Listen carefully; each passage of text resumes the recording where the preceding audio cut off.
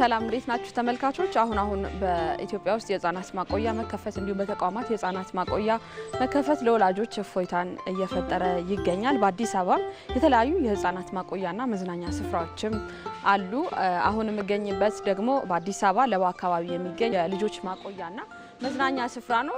ወደ እናንተ ልናደርስ የወደድንበት ምክንያት ይህ ማቆያ ልጆችን ከመጠበቅ፣ ከማብላት፣ ከማጠጣት፣ ከማስተኛት ባለፈ የህይወት ክህሎትን እያስተማራቸው ይገኛል። በአብዛኛው እንደዚህ አይነት ነገሮች የምንመለከተው በቻይና፣ ኤዥያና ባደጉት ሀገራት ላይ ነው የህይወት ክህሎትን መማር ህፃናትን የሚያስተምሩ ማለት ነው።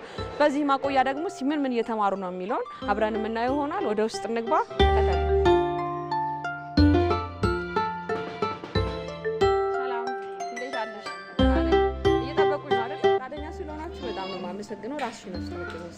እሺ እኔ ሜሮን ግርማ እባላለሁ የድርጅቱ መስራችና ባለቤት ነኝ። እሺ አሁን የመጣንበት ሰዓት ልጆች እንግዲህ የተለያዩ ባህላዊና የዘመናዊ ሙዚቃ መሳሪያ ይዘው ነውና ይሄ ሰዓት የምን ሰዓታቸው? አሁን ሰዓታቸው አክቲቪቲ ሰዓት ነው።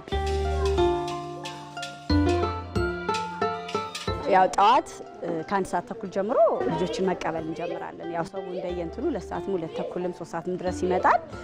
ከዛ በኋላ 4 ሰዓት ምናምን ከተመገቡ በኋላ የአክቲቪቲ ሰዓት ነው። እናንተ የመጣችሁበት ጥሩ ሰዓት ነው። የአክቲቪቲ ሰዓት ነው የመጣችሁት።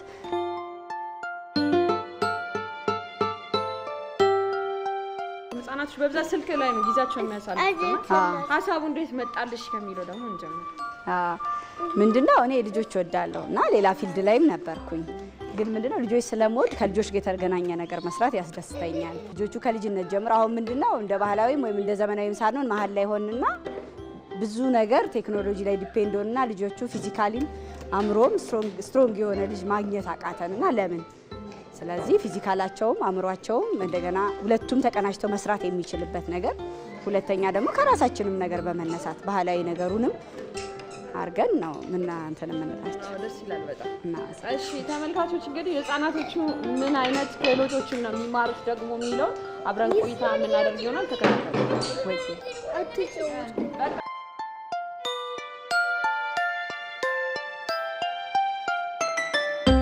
ዓላማው በዋናነት የህፃናት ማቆያ ነው።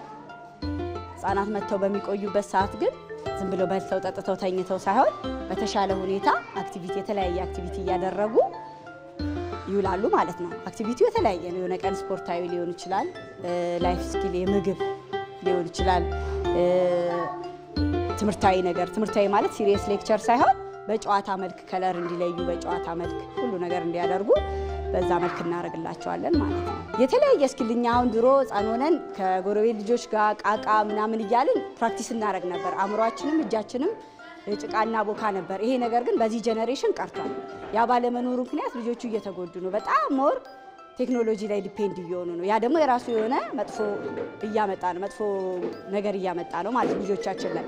ስለዚህ ያንን መቅረፍ ነው። ያ ደግሞ ምንድነው የተለያዩ የላይፍ ስኪል ሲያጥቡ፣ ጭቃ ሲያቦኩ፣ ሊጥ ሲያቦኩ አብሮ ያንን በሚያደርጉ ሰዓት አንደኛ ኮሚኒኬሽን ስኪላቸውም ከፍ ይላል።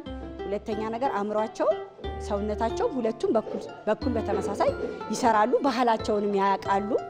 ጤፍ ምን ማለት እንደሆነ፣ ወንፊት ምን ማለት እንደሆነ አዲስ ጄኔሬሽን የሚያውቅ አይደለም።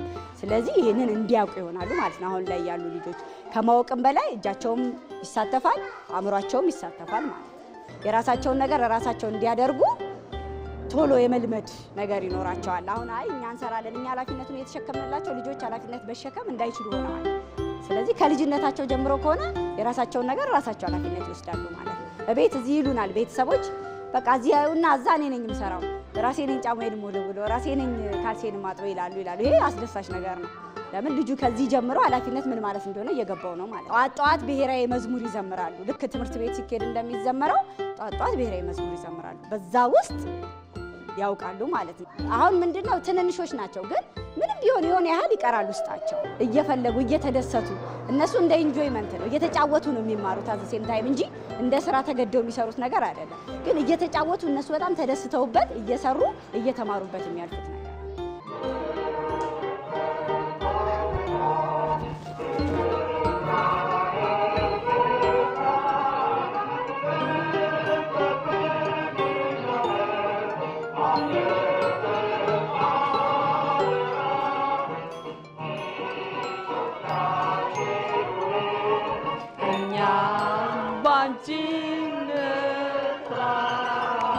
አጨብጭቡ ለራሳችሁ ጎበዞች።